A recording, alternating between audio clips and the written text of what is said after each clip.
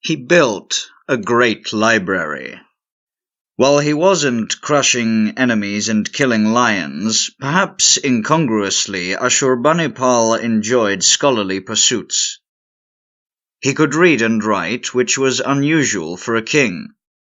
He loved to boast about his scholarly abilities, and he even represented himself in his palace reliefs with a stylus, in brackets used for writing, in his belt, along with his sword.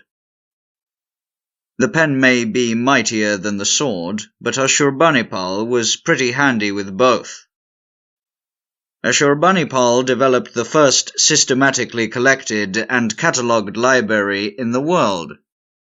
He wanted a copy of every book worth having and sent his minions across the empire to gather all the knowledge in the world. Assyrian books were mostly written on clay tablets, not on paper, in a script called cuneiform, which used little wedges to make up symbols. In total, he gathered hundreds of thousands of these tablets, around 30,000 of which are now in the British Museum.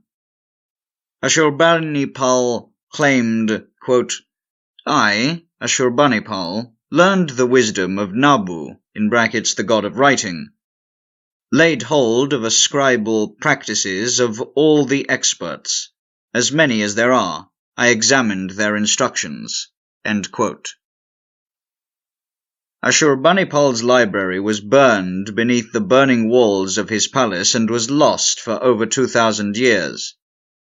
The first broken and scattered remains of the library were found in 1849 and are now at the British Museum.